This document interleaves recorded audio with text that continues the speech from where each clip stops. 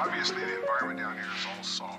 The ceiling's salt, the floor is salt, the walls are salt, and to an extent, the air is salt. And you breathe that in, and you can constantly taste the salt.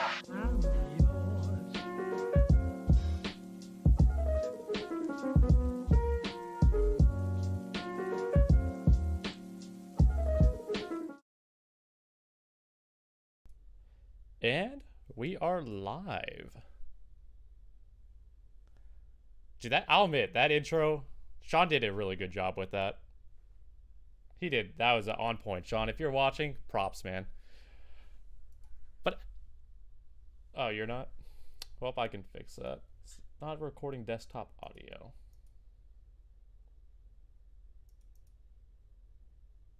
Properties.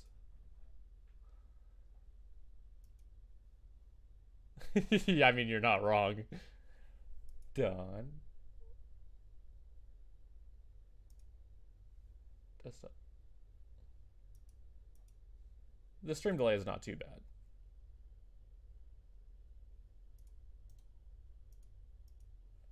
What the heck is going on? Oh, you are unmuted. I guess we should test this. No, if you're still not coming through, I could tell because the bar's not moving up. Properties. Go and speak. Hello? Okay, you should be coming through now, hopefully. Okay, theoretically it should be coming through. Alright, anyway, let's, well, hello everyone, now they can hear me. I was Yeah, just right. vibing out to the intro music there. Do you hear yourself on the stream? Yes, good. Okay, Good. cool. I had to turn you down a little bit. But outside of that, you should be fine. Well, since we fixed that little issue to, I guess to go over like we usually do. Hi, I'm Matthew Garcia, main host of the Pass the Salt here on the Tech for Thought channel as we report our news in this, I think it's the fourth Pass Yeah, I the think Salt this is now. episode 4. Yeah, nice. With me today, I do have Taylor Evans, co-host of Ted for Pass the Salt and co-founder of Ted for Thought, here with Matt. Anyway, how you doing? Current site runner of cultureofgaming.com. Had a little bit of movement behind the scenes. I finally found the CSS file that is needed for the old site layout that I had saved and modified. So yeah, gonna work on implementing that probably on Monday. And then I restruck a deal with our advertisement partner company. So yeah. Hey, if they could hook us up too, that'd be nice. I know we don't have the real views for that just yet. The goal is to get there. Yeah. But anyway, more into the housekeeping stuff. Of course, we do ask that you subscribe to Tech for Thought. I know we've not had videos going out this past week. We've been both busy IRL with work and other various things. It's just having conflicting schedules is not fun because he's a morning person and I'm the night person when it comes to our jobs, and it just not by choice for the morning person, by the way. Yeah, I'm not necessarily by choice for the night person either. Oh, okay. Yeah, it is what it is. Yeah. But as we always do, we ask that you subscribe because we really do appreciate it. If you think we've earned it, we would love to have that support because we are shooting for that 100 subscriber goal mark to get that custom URL. That would make it look so pretty and so easy for people just to find us. With it as well, if you think that if you want to, spread the word, spread the gospel about Tech for Thought, we do have a Twitter and you can share it on there. Link, add us on there if you want to, shout us out or talk to us. The specific Twitter handle is tech_4_thought. Yeah, we would love if you follow us on Twitter. We do let you know when we go live with our tweets as well as other videos when they do come out. Don't worry, we have a couple things brewing right now. I think we have about two or three videos already laid out, so it's gonna be nice. But you know what else we also have? An Instagram. We finally made one. I've tried posting to it last night, but my power went out because we had another storm here in Arizona. It's been storming like crazy here. It's been nice. Although it didn't really rain last night. It was just thunder and lightning. It was mainly thunder and lightning, but the lightning is probably what caused my power to go out. Yeah. I had no power issues. Yeah, it was just my side, like going down the main street, it was just my side of the street had issues. The other side, all their lights were still on. Okay. Yeah. My power pole is still intact. That's How? good. I don't know. But that kind of covers for the main bits there. So the Instagram handle, if you want to check us out there, is tech_for spelled out FOR_thought. Yeah. And if you want to check out our affiliate, Culture of Gaming, Taylor will tell you a little bit more about that. Yeah, gaming news, reviews. It's a gaming website, kind of indie, so go check us out. Mostly talk about PC gaming or multi-platform titles. Don't really delve too much into the tech anymore of stuff because we have this now. Yep. So yeah, go check it out. Just culturegaming.com. Culturegaming.com. Nice. With it as well, shall we move into our topics this week? Please. All right, can do. All right, perfect. So for our first topic this week, it's been something that's been brewing a little bit for over a couple of years, but it finally reached a point where a particular phase has passed, and California, as if you would read the headlines, is pretty much banned gaming PCs. It's not just California either. It's the whole Pacific Northwest area in general too. So Oregon and Washington and Vancouver, British Columbia is included in this as well. Yeah. So At least U.S. wise, California, Washington, Oregon.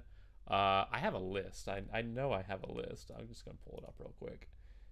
California, or Washington, Oregon, Hawaii, because Hawaii, and because they're relevant. and Vermont. Okay. Vermont, Yes, they're the like communist state of America. But yeah, those are the main perpetrators behind what's going on with the CEC, the California Electric Commission, or something like that. I forget. Point still stands. California is leading the way, and there's others who follow suit.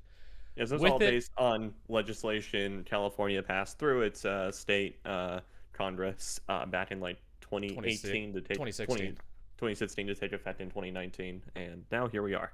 Yeah, I plan on having a more in-depth video about this type of stuff later, but I think we could talk about it for this podcast. I just say come right out and say no. Those states and areas in question are not banning gaming PCs.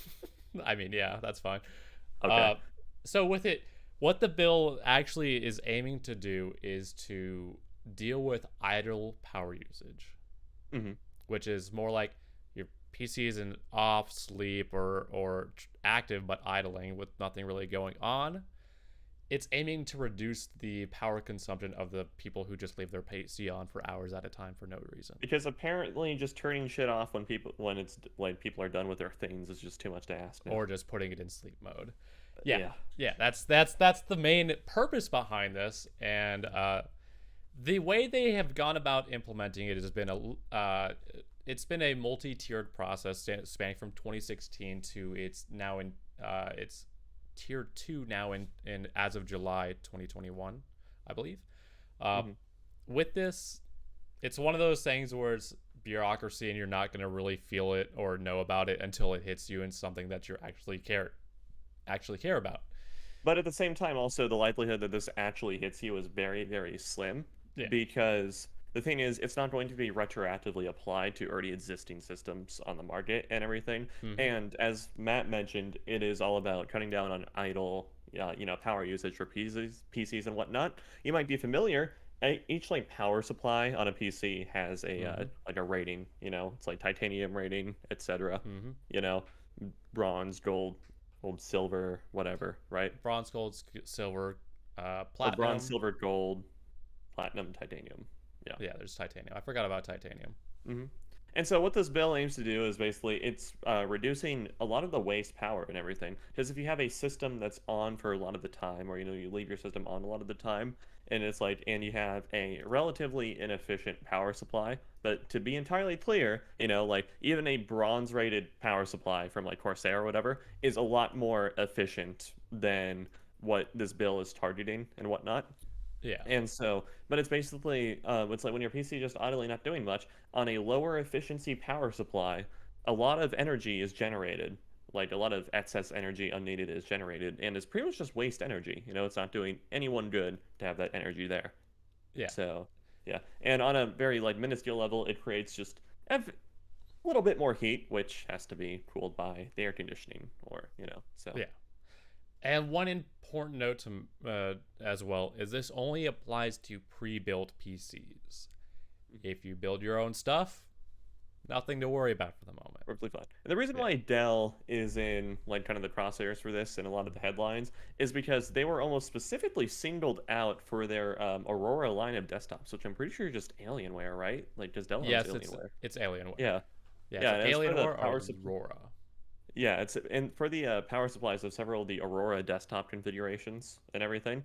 And so all that means is kind of like Dell has egg on their face because they were using shit power supplies for a brand that tries to convey being, high-end gaming brand, Yeah, no, it's not only that, but it's also that you have to go through a certification process for each build, each SKU.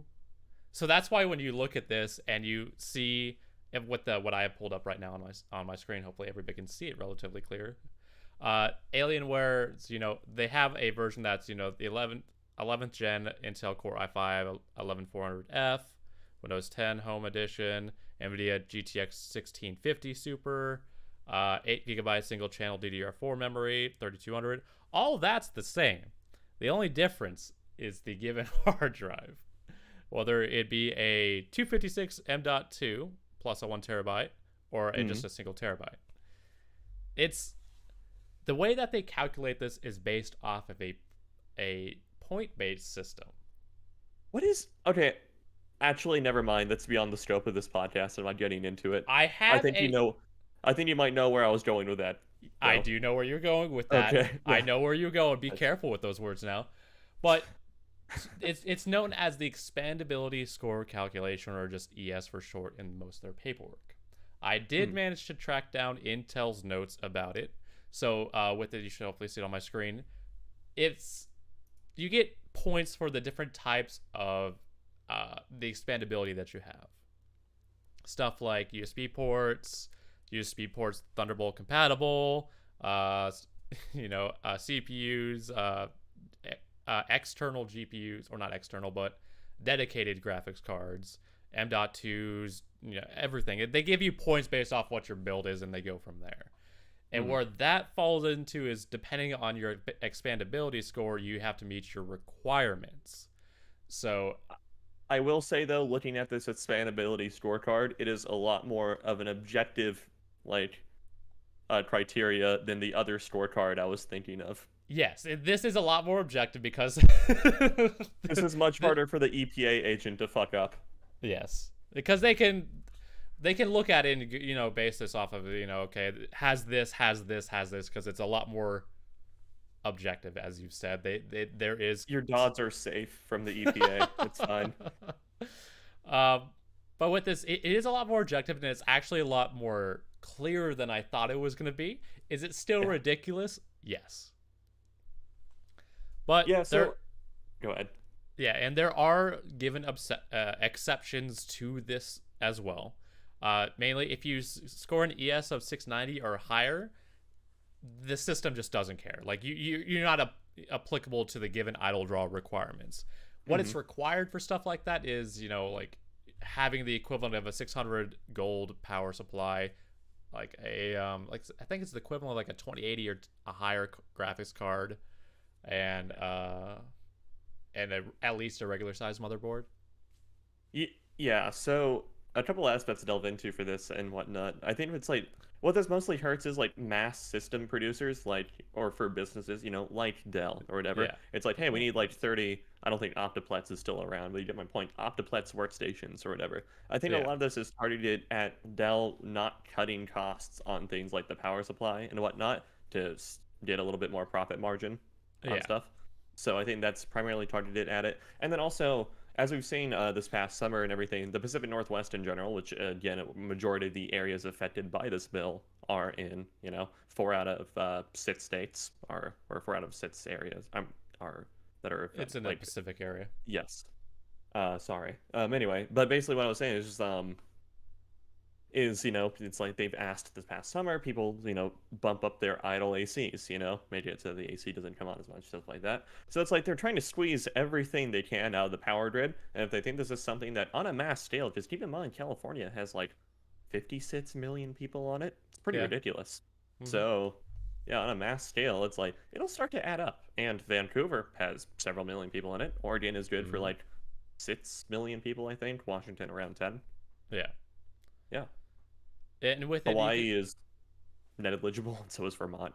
yeah. So the main goal of this entire thing was to reduce, the idle power consumption by 50% by 2021, which was a 5-year plan.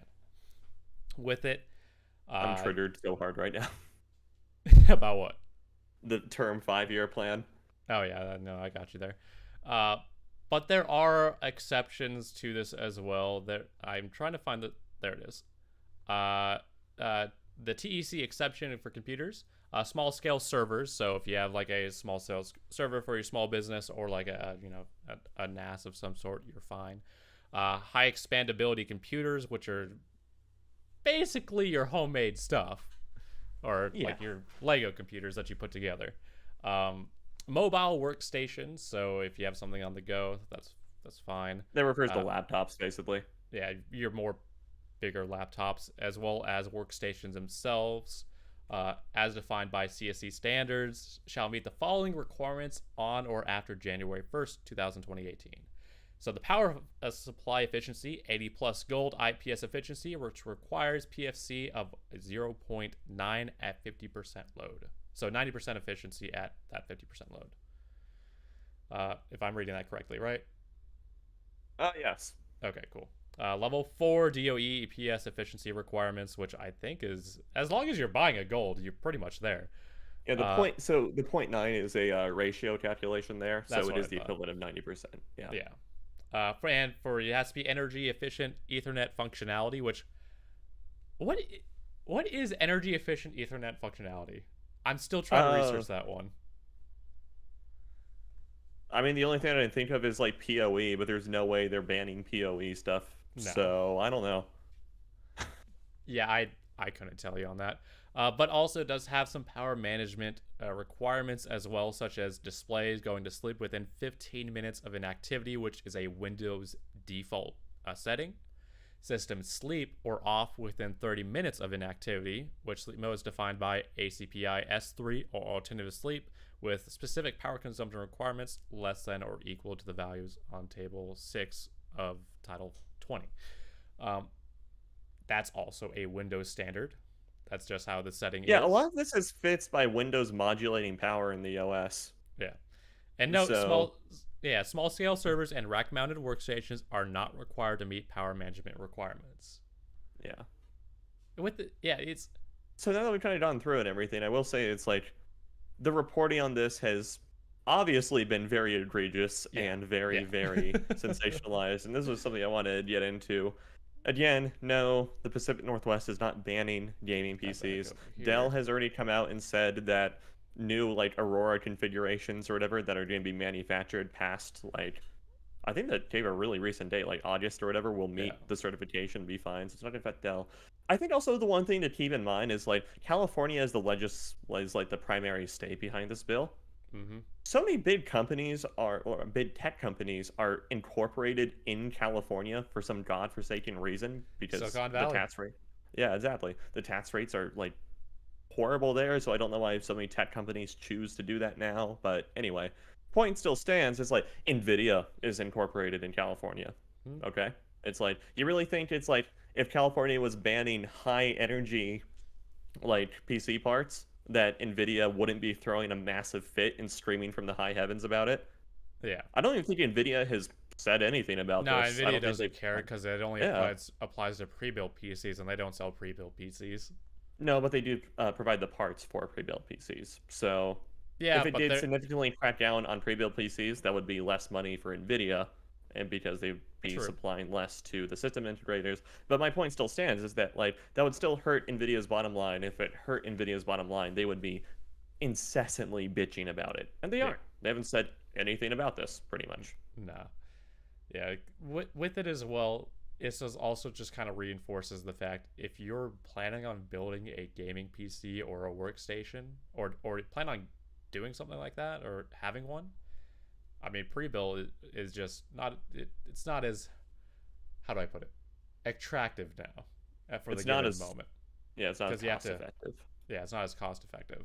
So it's to give people who want to try to build their PC a little bit more of a nudge to do so, as well as I enjoy the fun of building stuff. So building PCs are fun for me. What I've also found funny is that, specifically in the Jay's 2 cents video as well as other things I've seen, is that people have just mentioned how, like, for California, they're just gonna, ship it to Arizona. Then somebody in Arizona is just gonna, drop it off in California for the given person just to avoid it, as they do with many other things. Mm-hmm. You want to do some legal PC running? Hell yeah. We are in a prime opportunity to do so. I know. But yeah, that's I mean, that's kind of long story short. I mean, I'll go in a lot more depth with my actual video of it and break down other things, but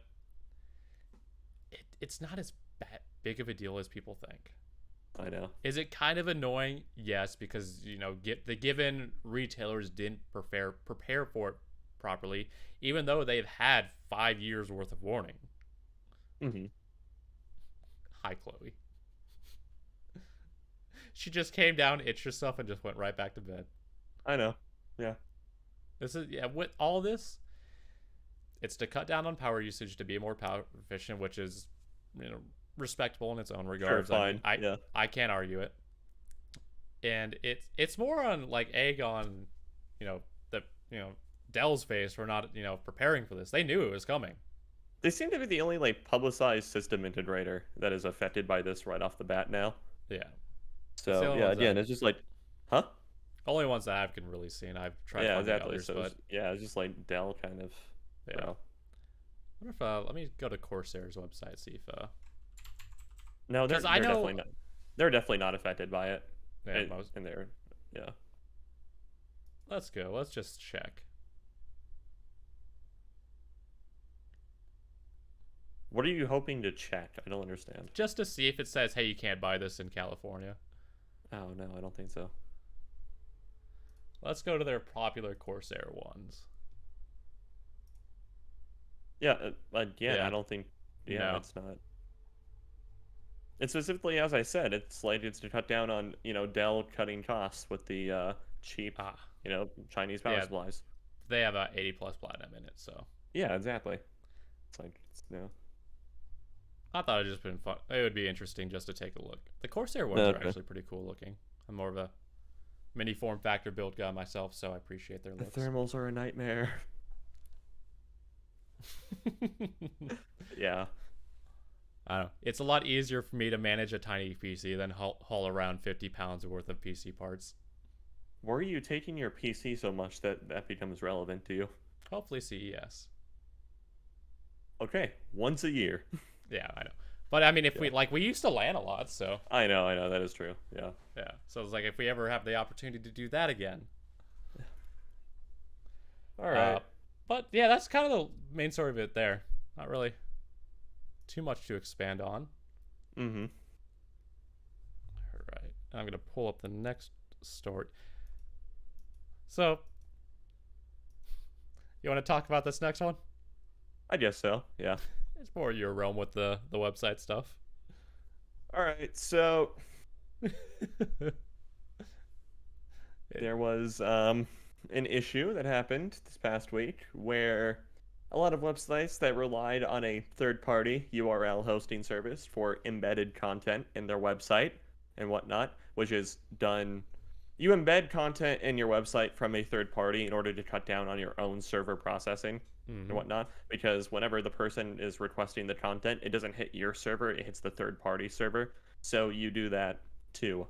So you do that to try and cut down on, bandwidth or stuff like that, all sorts of reasons, right? There is legitimate reasons why companies do this, or like news outlets will do this and whatnot. So it's not all bad, but at the same time, I do personally disagree with the practice. At Culture of Gaming, we try to take as much media onto our own servers as possible and self-host it, just for specifically what I'm about to say might happen, whatnot. Because we've had a problem with dead URLs, dead embeds in the past, not to such a horrific extent as the story is going to say.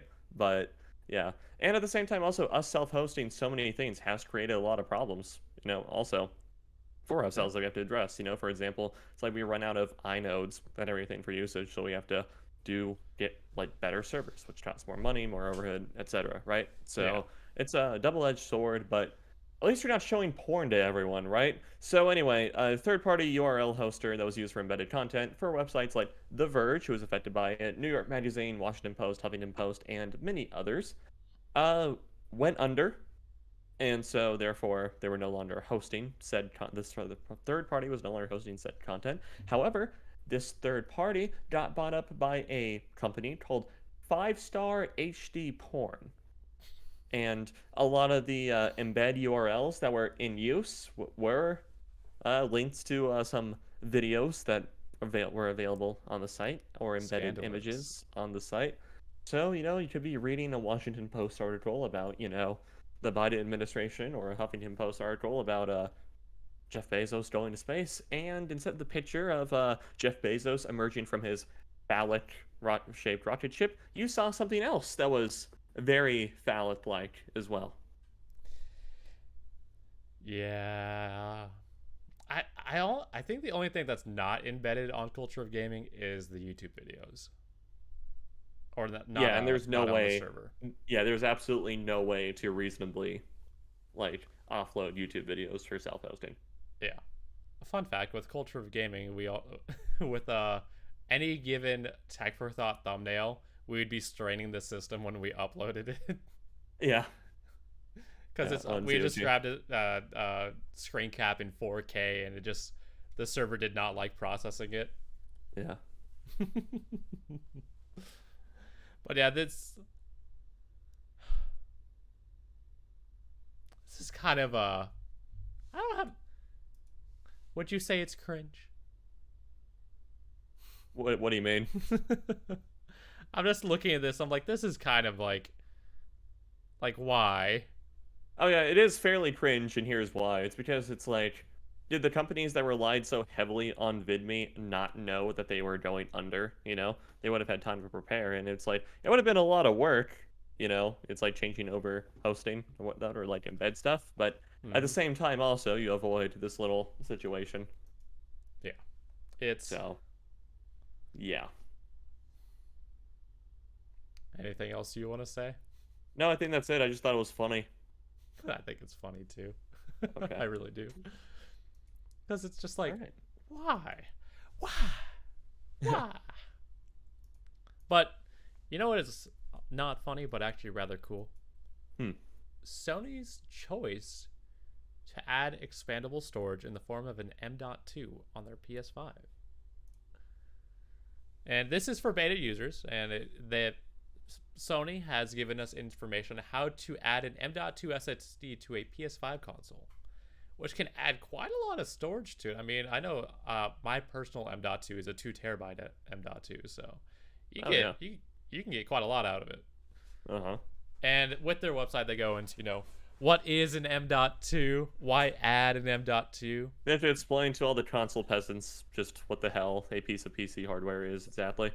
You're not wrong there. I mean, they have to kind of explain what's going on with it to allow people to, expand upon it. There's not as well endowed in the culture as we are. But yeah, I think it's a neat feature.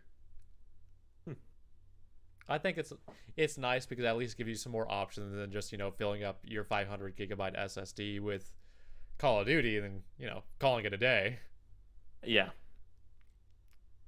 Yeah, I don't know. I pretty much got nothing else to say, honestly. It is what it is, right? Sony. It's neat. I guess it is cool seeing console makers embrace just a little bit of customizability, because I remember when the PS4 Pro came out and whatnot, there were a bunch of videos on how to replace the SATA SSD that was used in there. So that's true. Yeah, that was super easy, and they've made it. Yeah, they made it easier with an M.2, because I think installing an M.2 is super easy.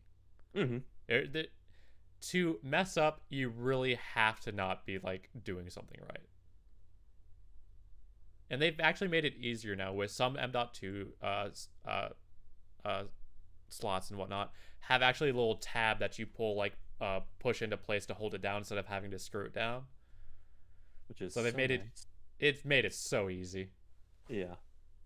Yeah, It's arguably easier than dealing with a regular SSD.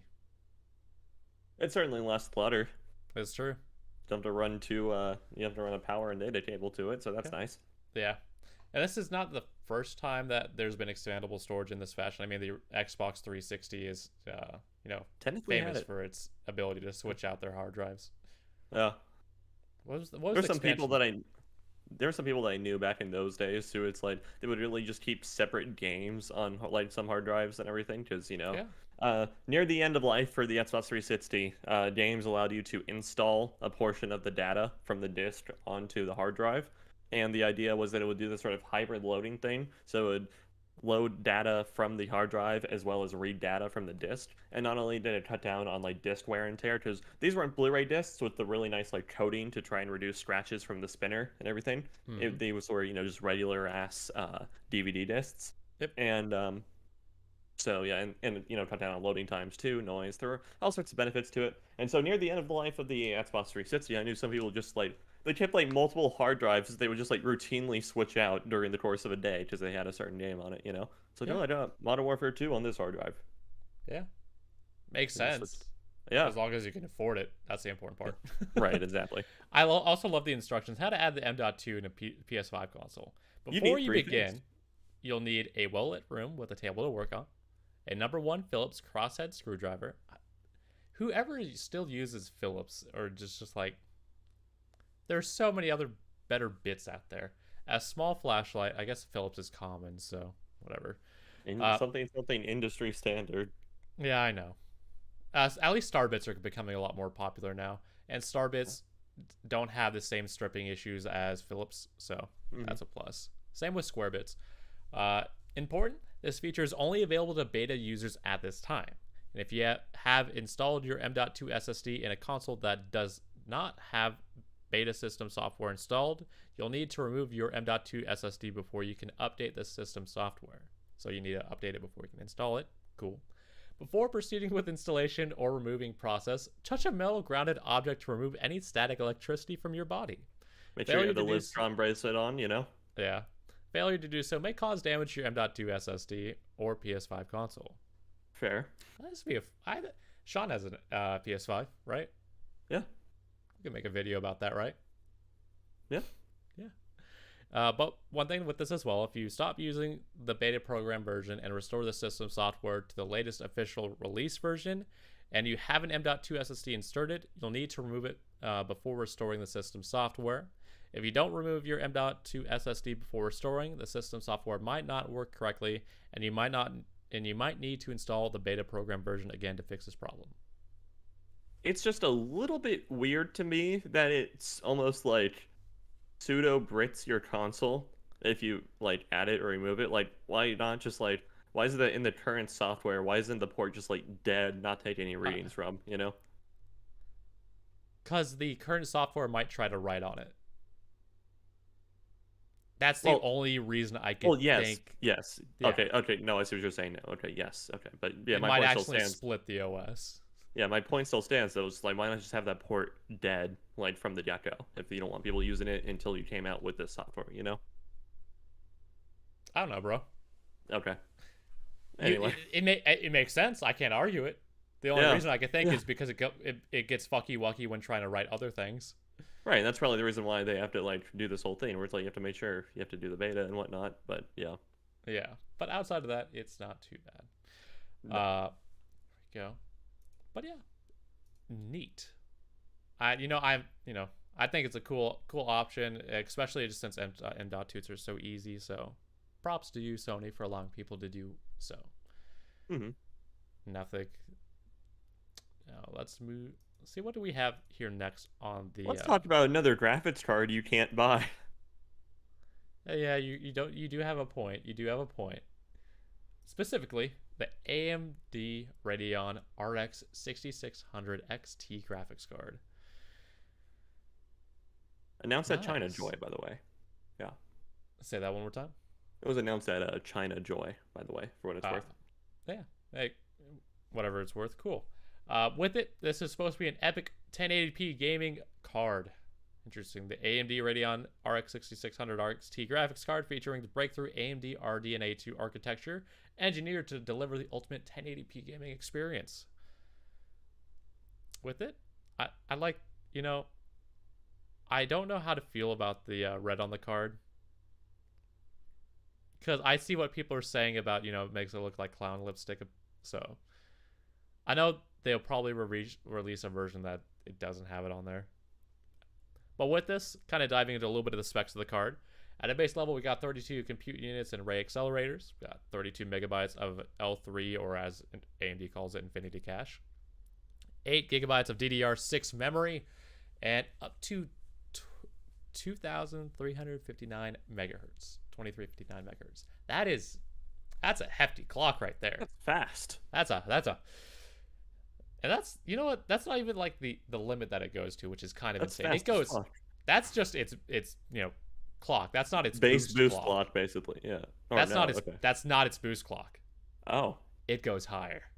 Oh, okay. I thought that was. Oh. Before we dive into that little bit, though, just kind of going over the, you know, what AMD is telling us in regards to what the frame rates are looking like. 92 FPS in max settings, Assassin's Creed Valhalla. Battlefield 5 max 164, Forza Horizon 4. Isn't Forza Horizon 5 out, or am I mistaken? No, it got announced, but that's right.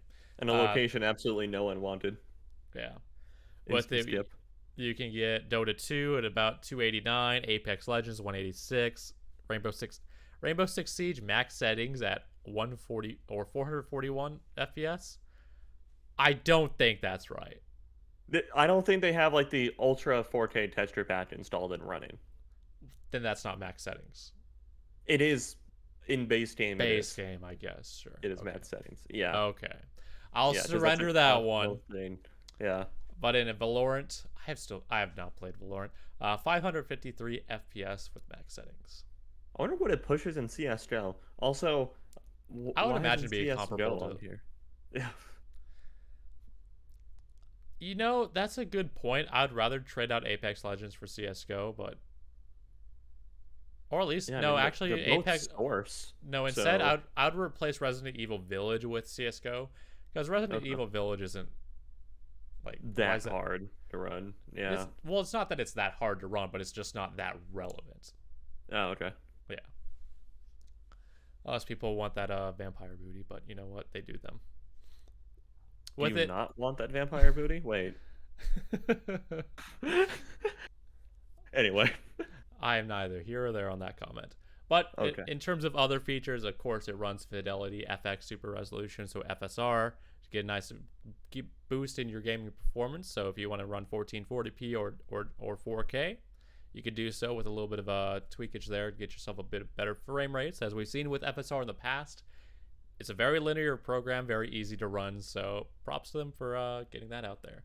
Also, it's compatible with smart access memory technology, so if you have, you know, compatible RAM and a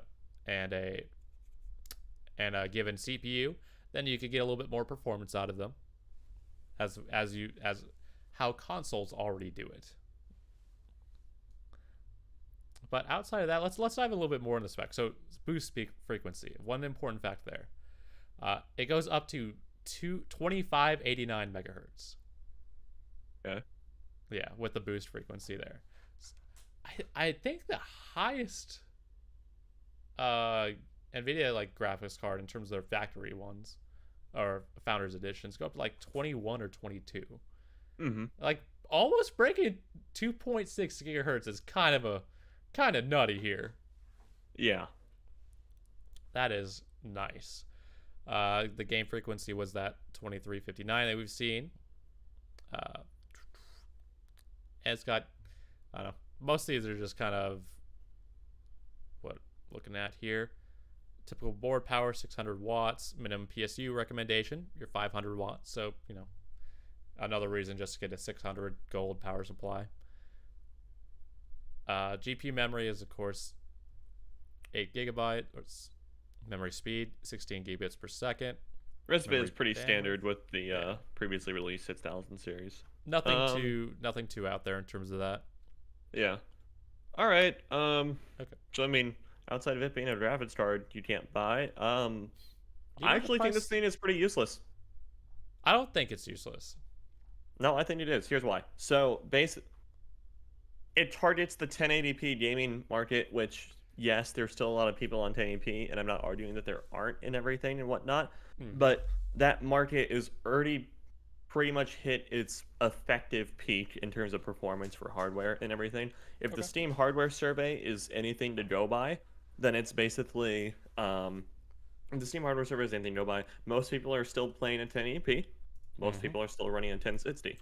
1060 was pushing greater than 60 FPS when it came out at 1080p, which is just, again, most people are gaming at 1080p, 60 hertz still, Hmm. and yeah, uh, it's like when I have the same criticism that flew around for AMD a couple years ago when they released it was like an RX 590 or 490 like Red Devil edition or something like that, and it was just like, what's the point of this card? Like a 480 is plenty for, or a 580 was plenty for 1080p, you know? Well, you also have to remember that does include the FX or Fidelity FX, so it can go higher.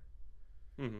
So that it is possible with it as well. I mean, let's pull up here. Let's look at the recent June 2021 Steam survey in terms of the most uh, popular stuff. With it, pulling up here, let's primary display is at 1920 by 1080. No surprise there. At about 68%, a little bit higher than that. Let's see if I could. Can I zoom in? I don't know how to zoom in. Oh well. Yeah, I'm not gonna bother. But it's about 68.37% for their primary display that they use for gaming, and it's also Mm-hmm. gone up by a point and a bit. So it's still very popular nowadays. Mm-hmm. With it, as of course the video card that's currently going, GTX 1060 is the most popular card right now with almost a little bit That's above 9.5%. this is literally what I just said. I know. I'm Okay. I'm saying as an option, I see what they're aiming for people who still want to do 1080p stuff. But it is kind of pointless in the sense that the hardware has already existed and is plentiful, and it's quite frankly But might be easier to get than this new release. no. But you Yeah. also have to remember that can the 10 as time progresses, games are going to get more advanced and whatnot, so people are going to Mhm. need more powerful stuff. So why not?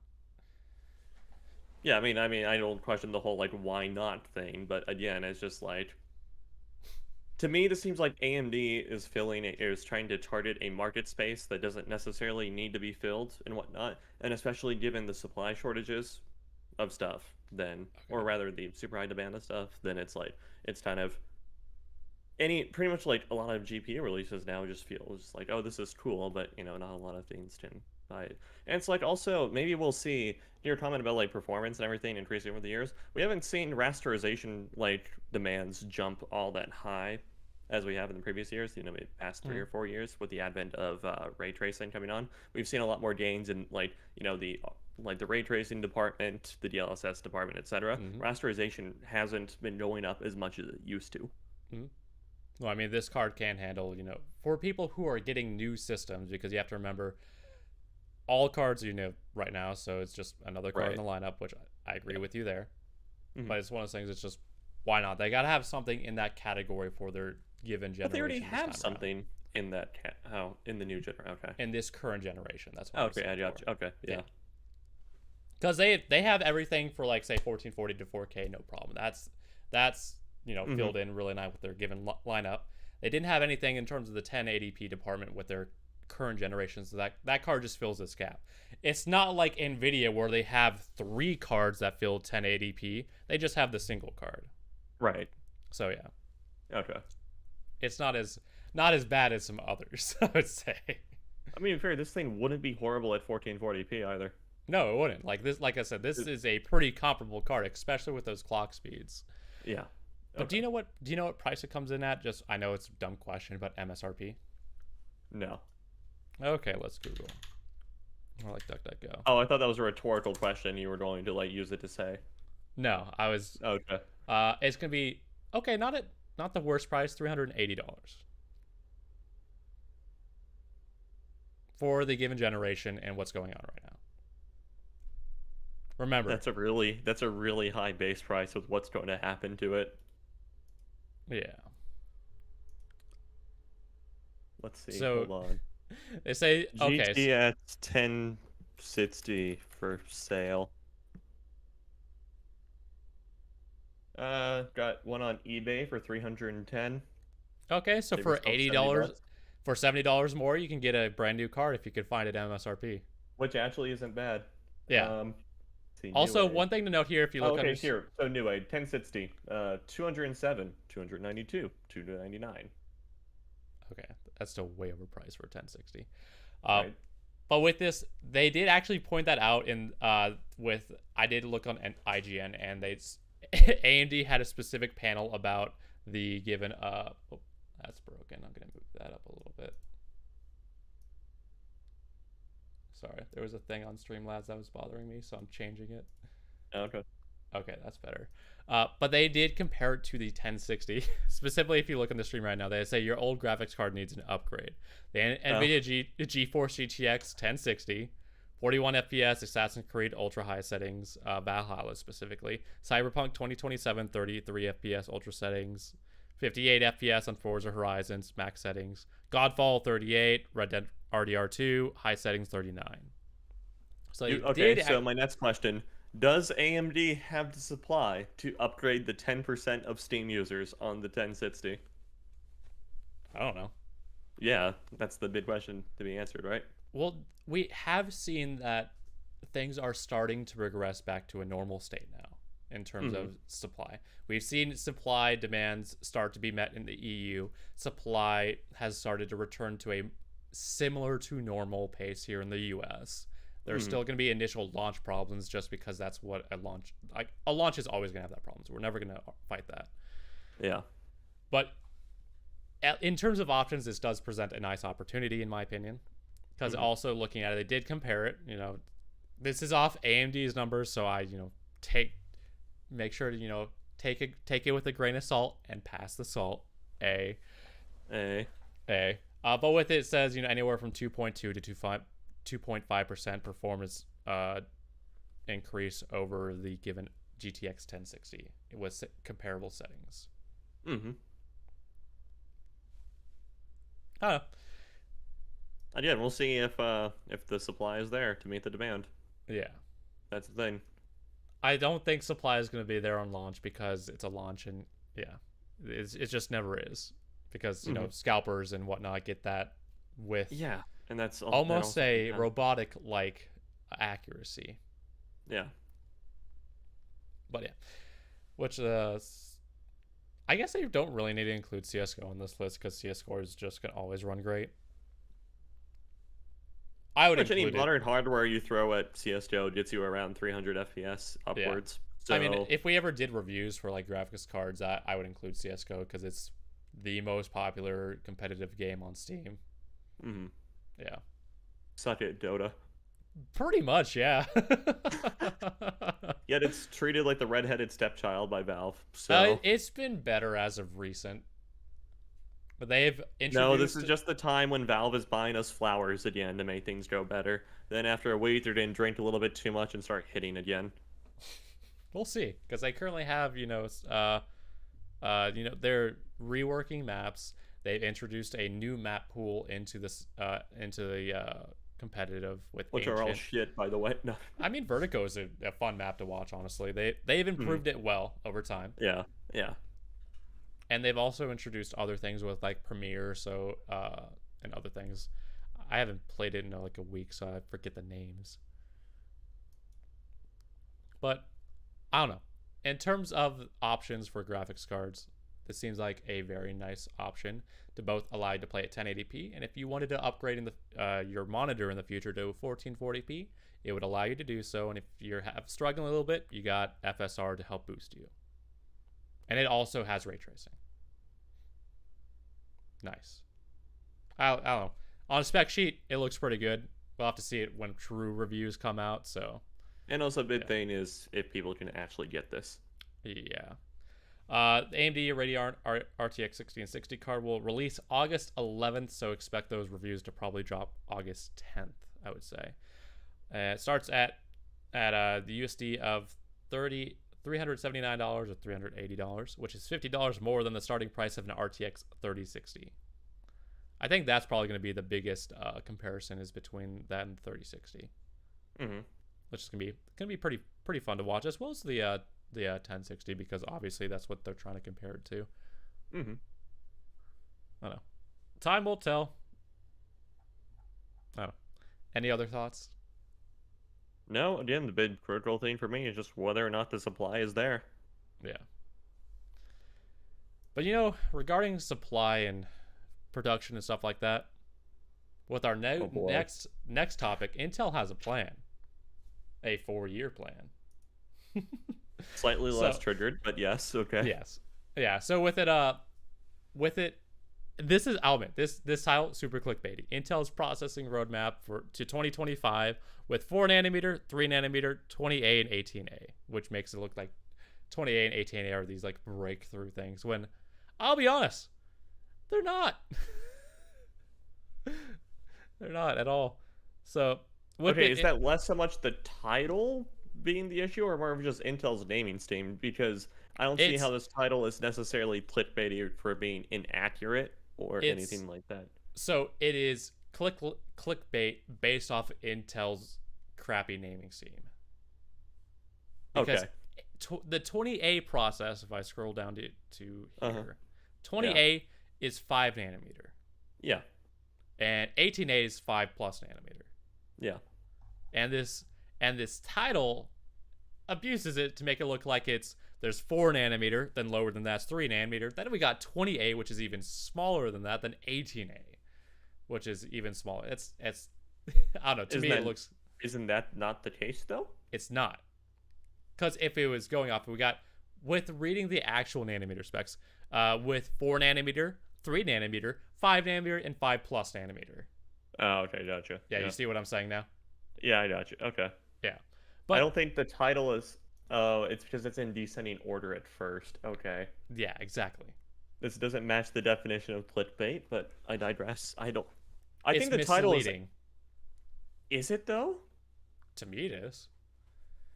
Because if you're going in descending order, it makes it look like 28 and 18 is smaller, which it's not. The numbers are so much higher though. Yeah, but it's like comparing like millimeters to nanometers and stuff like that. That's kind of like it's a new thing at the end, so it makes it look like, oh, it must be a new system that must be on a smaller scale, so that's why we have a bigger number beginning with it. I don't know. To me, it looks like it's misleading. I think it's misleading because of how Intel is naming it and not necessarily the title. I mean, because this isn't because like at the same time also this is in chronological order for how Intel is going to progress through these. Also, that's the thing. That's another way of looking at it. So with it, not accurate. When looking at it, Intel's process node technology is actually going to go from 10 nanometer to they start a new. No, I'm saying naming scheme. But it goes 10 nanometer, 7 nanometer, 7+, 5, 5+. That's their roadmap. Yeah. Wait. This table is disproving your point. It's how so? Okay, you said point to the table and point where 4 nanometer is. Okay, at no point is 4 nanometer being mentioned in the title. Intel Taylor. 4 is, which is different than 4 nanometer. No, it says Intel's processing roadmap to 2025 with 4 nanometer, 3 nanometer, 20A, and 18A. Oh, okay. I see what you mean. I don't. Okay, yes, no. I don't understand why it wasn't saying just 4 or 3. Okay, got it. Yeah. Yes. Okay, then you are correct. The title is clickbait. Okay, I did not process. You see, because it's you like saw the Intel image on 4, there probably. It's called Intel 4 and Intel 3, and I just completely ignored like the nanometer in the title. Yes. Okay. No, you're right. The title is clickbaity from a non-tech, and it is okay. It's misleading. However, okay, my point still stands though. Not only is like it in like appropriate order for how Intel moves through these, but the actual process is that they get like. So it's not accurate and how they're going to progress through it. Okay, no, actually you're right, because they do have the nanometer thing. They're not just referring Yeah. to it as Intel 4 and 3. Okay. Yeah, Jesus if they Christ. refer to it, like, there's the title and then there's the image, which is a little bit misleading.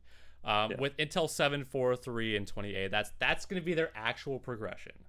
That number does not correlate to their given nanometer node. But then in Intel's photo right there, also, they don't affix a nanometer to it. It's the Yes. title that's doing it. So yes. it's Intel. I'm saying that given image is correct. Yeah, oh, okay, got it. Yeah, yes. But the title does not do any of this justice here. No, it doesn't. But besides the point, let's actually read the article. This is summarize it, because this is a huge fucking article. I'll at least begin the first paragraph here. In today's Yeah. Intel's accelerated event, the company is driving a stake into the ground regarding where it wants to be by 2025. CEO Pat Gelsinger earlier this year stated that Intel would be returning to the product leadership in 2025, but hasn't yet explained how this is coming about. Today, that is until today, where Intel has disclosed its roadmap for its next 5 generations of process node technology leading to 2025. Intel believes it can follow an aggressive strategy to match and pass its foundry rivals, such as TSMC and AMD, while at the same time developing new packaging offerings and starting a foundry business for external customers. On top of that, Intel has renamed its processing nodes. So yeah, it's new naming scheme associated with everything as well. So that's kind of where the Intel 7, 4, 3, and 20A come from. When looking at their roadmap, there we go. When looking at it, currently they're on their 10 nanometer superfin design in high volume production. Over the next 5 years or so, we're going to be moving to a different naming scheme. Intel 7 is the next step, which is a previously refreshed, enhanced superfin, so it's still going to be a 10 nanometer Essentially design. 10 nanometer plus. Yes. And they're hoping for a 10 to 50% of performance per watt gain, FinFET transistor optimization, and now, which is currently now in volume production, but not high volume. Next step is Intel 4, which was previously referred to as 7 nanometer.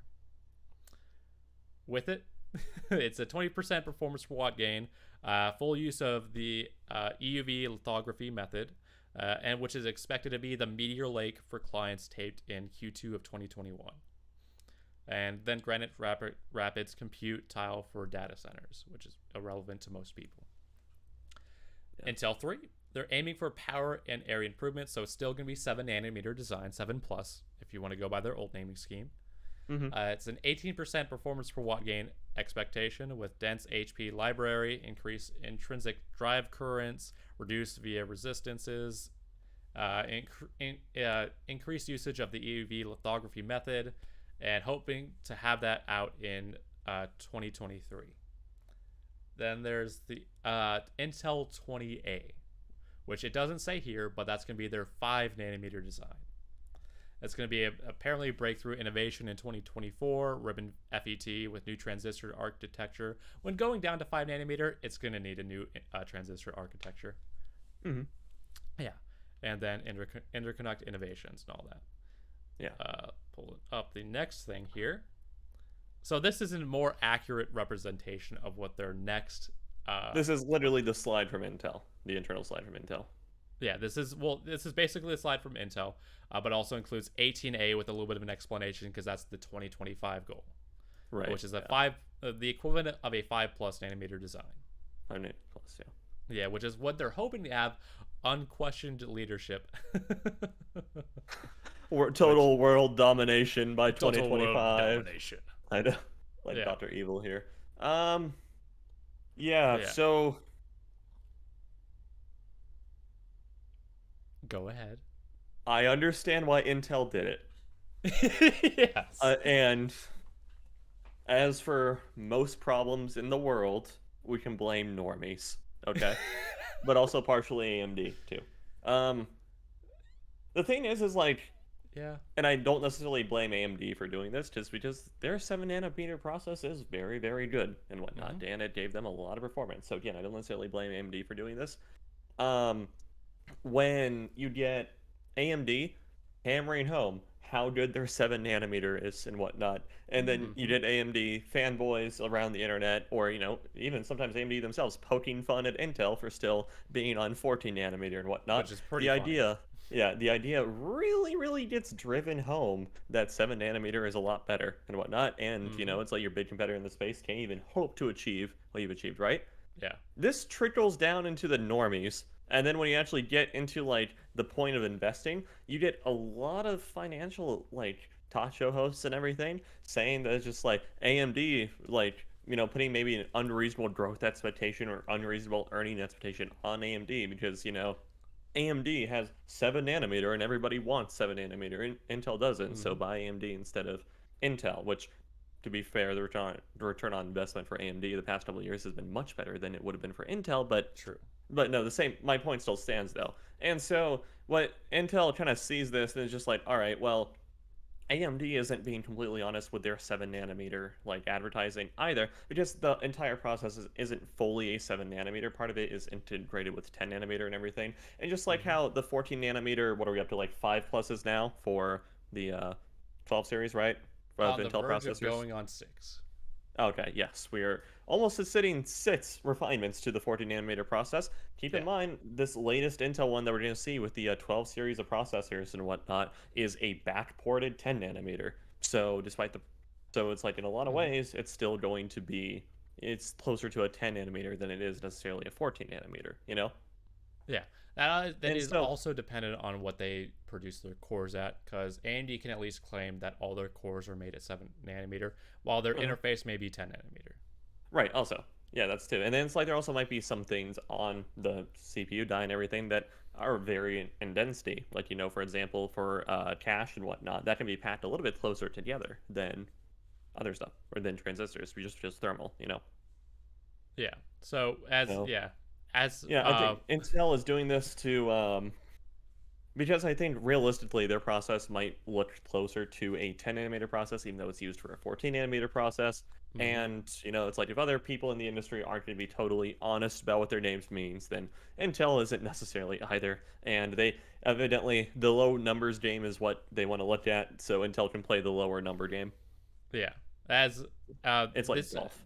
This paragraph actually right here does it really good. So as stated before, one element of renaming the nodes is due to matching parity with other foundry offerings. Yes, okay, so it's like, yeah, okay. Both TSMC and Samsung competitors to Intel were using smaller numbers to compare similar density processes. With Intel now renaming itself, it gets more in line with the industry. That being said, perhaps sneakily, Intel's 4 nanometer might be on par with TSMC's 5 nanometer, reversing the tables. By 3 nanometer, we expect there to be a good parity point. However, that will depend on Intel's matching TSMC's release schedule. Yeah. And then there's that nice table here that kind of compares the given transistor density for a given node. With you can see that with TSMC in comparison to Intel, it's not exactly on par. You would expect similar numbers, but no. While it may be true that they are like measuring things in 7 nanometers and stuff like that, it's not the exact same. You also have to account for a given density and just making sure that they don't want to overload a specific area and make sure the TDP is spread out and all that. But yeah, I mean, it's a cheap game for the average normie. Yeah. But people who are still relatively in the loop will at least know what's going on. I don't expect any like well-endowed tech enthusiast or just somebody who may watch Linus Tech Tips on the regularly would know or like would not know what the given Intel 7 would actually mean. No, probably not. Yeah. I honestly don't think most people even care to that level on such a granular level. I think they just see, okay, which like processor has the highest bar in this game I like. Oh, the Intel one, I'm gonna go with this. Yeah, that's gonna be the truest measure, is just like which has the bigger bar in regards big to green bar go up, pretty much. Yeah. Who has the biggest green candle. Yeah, with it, exactly. I mean, it's not surprising what they're doing here. I think it's appropriate. Gelsinger knows the game that's being played, and he's just going to play it back because it's working. Yeah. Intel's financial report for Q2 came out recently, right? I think so. Was it? I don't think it was that pretty because I know AMD stock rose because of it. Not I mean, financial advisor. I just found it funny. No, it was expected that Intel wouldn't see much movement and everything. Yeah. For stuff, so I don't think there was a whole lot of news about it. Just, oh yeah, that's fine, whatever. And again, Intel is, with Gelsinger at the helm, Intel is trying to play this little like long game in the sense of, it's like they seem to have fully accepted that they are in a sort of like rebuilding process and whatnot. And things like, quarterly reports are going to be kind of painful until they get to the point where they want to be. So I think they've already accepted that, which, they always say the first step is acceptance. And so, yeah. So again, it's like Intel is already making a lot of the right moves though. And they have a plan. They know what's going to cost. They're willing to spend it. And they're, as their slides say, 2025, total world domination, I love this title from from Business Insider because I searched it real quick. It says Analysts slammed Intel after Q2 earnings as a technology dinosaur that needs to go all in on next generation technology to fend off competitors. Someone's upset they lost money. Some financial advisor probably said people that they need to do calls on the Intel stock by a certain date, and then they lost money off that and got really pissed off. Yeah, it was funny because I saw a meme about on Wall Street Spets about calls on AMD shooting up like 1,000%. Yeah, stonks.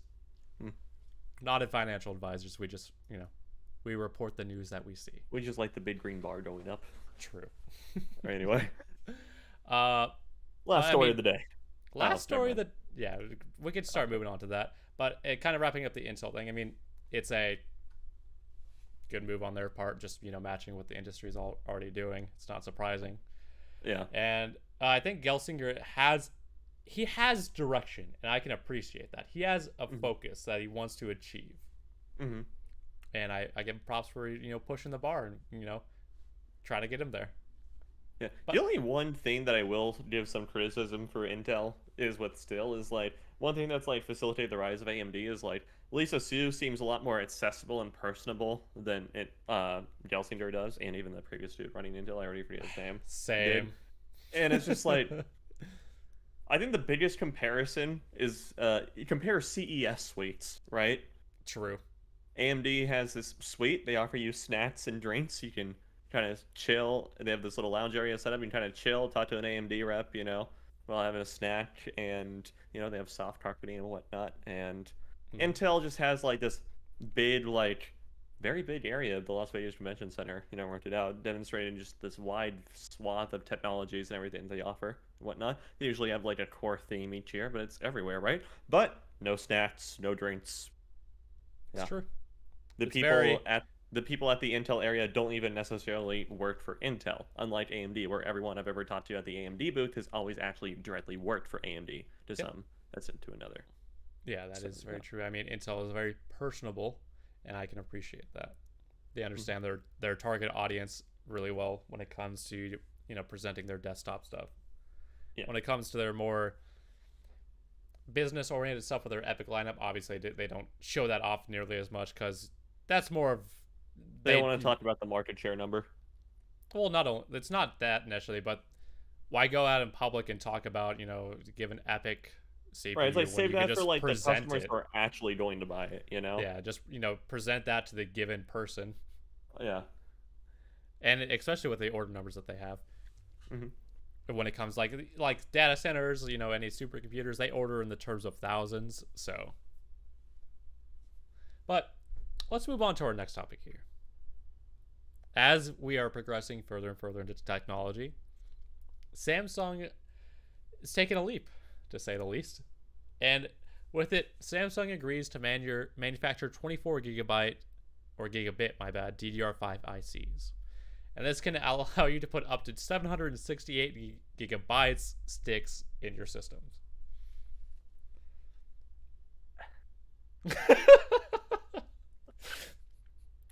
I can't even begin to fathom all your games, I can't even everything, begin your to- OS on your RAM.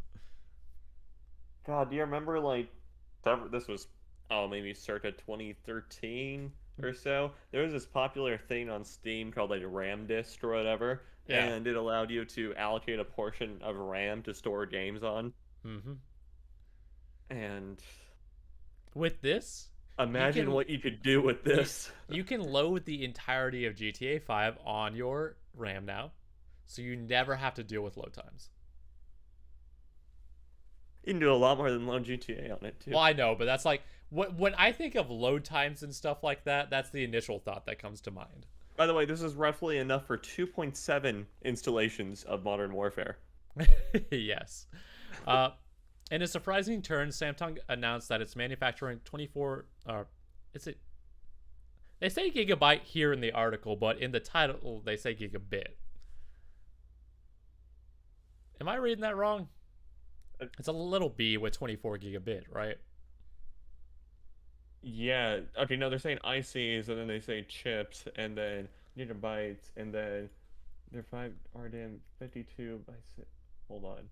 Yeah, so I'll just read it as is. In a surprising turn, Samsung announced that it's manufacturing 24 okay, gigabyte. so what's going on is so it does make sense. So basically what's happening is the ICs that they're referring to on these 24 gigabyte like chips and everything, the ICs that make up those chips are stacked 8 high, so you end up with a 24 gigabyte chip. Oh, okay. Yeah. That makes more sense. And then sense those now. chips are spread across the stick, obviously, and then you have Yeah. a single RAM module that Anyway, Because so 8 in a particular chip. So with it, an integrated chip is different than the actual chip itself. yeah. Okay, cool. With it, in a surprising turn, Samsung announced that the manufacturing 24 gigabyte DDR5 memory capable chips after agreeing to the demand of enterprise customers, especially the market that utilizes cloud data centers, with Samsung catering to those customers. It will allow the company to create memory capacities of up to 768 gigabytes per stick to be used in a client server and offer higher memory options for those clients' computers. In addition, announcement, Samsung released details about their extreme ultraviolet lithography, their EUV lithography method for DRAM. They just kind of go into it. Samsung shows computer enthusiasts there's 512 gigabyte RDIMM that utilizes 32 by 16 stacks that was modeled after 8 by 16 DRAM products. The products allow efficient signaling and keep power levels down. The Samsung has the possibility of increasing the capacity of a 32-chip module to the aforementioned 768 gigabytes by taking 24 gigabit memory ICs and using them in what's considered 8 high stacks. So that's how you get That's how you get the gigabyte out of the given chip, is with the integrated chips. Yes. With this process, the RDIMM could utilize a server CPU's 8 channels that use 2 modules on each channel, thus adding over 12 terabytes of DDR5 memory. That one got me going there. Currently, the Intel Xeon Ice Lake SP processors can only support a maximum of 6 terabytes of DRAM. What can AMD handle? That's my question next. Presently, the clients are only able to readily access 16 gigabyte DDR5 on the market, and Samsung states that it will be some time before we actually see 24 gigabit DDR5 products available. With the current technology limitations, it's difficult to increase the available capacity of its memory ICs 2 times the size. To do so would limit the amount of space for the structures of the capacitors and DRAM transistors and cause impossibilities to allow working. It's a weird wording there. Cause impossibilities to allow working on the node-to-node structures. There's no specific date set for Samsung to release these 24 gigabit DDR5 memory chips. Currently, Samsung is testing 16 gigabit based 512 RDIMMs for clients utilizing servers for their organizations, and in an attempt to remain competitive with other rival companies with 24 gigabit based 768 RDIMMs in the pipeline. 12 terabytes, man. Yeah, it's still very, very far off though. As Oh the yeah, I mean article said, that's Samsung still hasn't like mass years. produced, rolled out the whole like the previous iteration of this, which is at 16 gigabytes. So yeah, they're still testing that heavily, and then this is like some Korean in a lab somewhere finally got this working, and they're announcing it. Yeah, same with like the internet speeds and whatnot. Yeah. It's like some Japanese dude in a lab got 394 terabits a second through a cable. So internet speeds, yeah. Yeah. Anyway. But and that's not me being racist. That's me referring to that was actually Japanese researchers breaking the internet speed record. Yeah, and that it was the and Samsung is actually any given university in Japan. I forget which one specifically. Mm-hmm. I don't think it was the University of Tokyo. But with this, it is kind of, it's nutty. It's amazing to see what the future will hold in terms of technology. Not gonna lie, I'm kind of like half-mast right now. Yeah. I mean, got that. Got it going. Memory looking thick. That 8-stack memory looking thick. Looking stacked. Looking like a snack. Exactly. Jesus Christ. All right, who asked for this though? Like honestly, data I don't think centers. I've ever thought to myself, "Wow, I wish I got a 768 gigs of RAM." You know. But you didn't know that you wanted it, but now you do. Yeah, exactly. It's just like I didn't know I wanted up to 12 terabytes of RAM until now, but Jesus. Now that I know I can possibly have it, now I want it. Right? You know? It's like that's insane. It really is. Good job, Samsung. A really good job. Now please just bring the Note back. No, this is what the Note died for. No. The Note died so you have 12 terabytes of memory in a server. Yes. That's what all their processing capabilities went to. Yeah. That is amazing to see. I know it's going to be like we're not going to see this on a consumer level for like 20 until we'll years. have world domination by that point. True. Apple will. Yeah. But it'll be weird to think that it's like, I don't know, hold on. Everything good? Yeah, I mean, okay. I wonder if there's anybody for me to interact with in the chat. Probably not. But I mean, it's crazy to think about that 10, 20 years from now that we are going to see a level of PC building or like level of PCs that just kind of like unfathomable right now.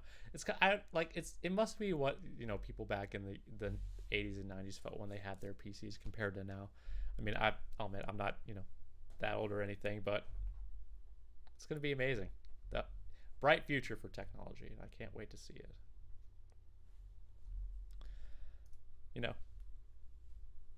I don't really have much to talk about, and there's not too many people in the chat.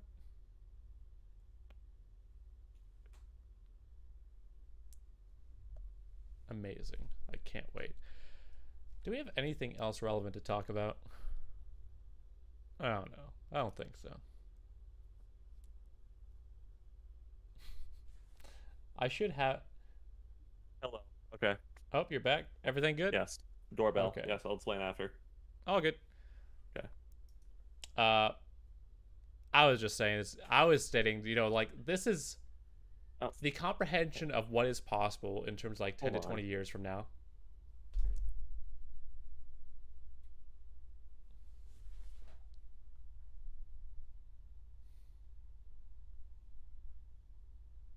This dude.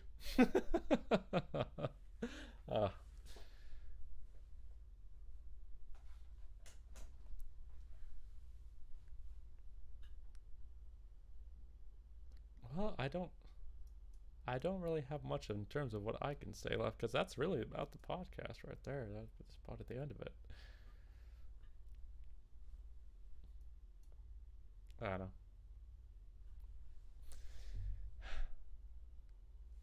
Let's see. Is there anything else I can find? Let's go to any given site.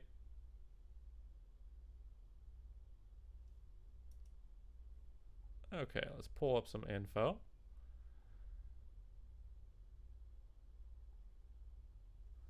All right. I don't know. I just want this WCCF Tech. I like them, so let's see what we can find. Okay. All right. So, Samsung Foundry, which produces NVIDIA's GPUs, announced a price hike.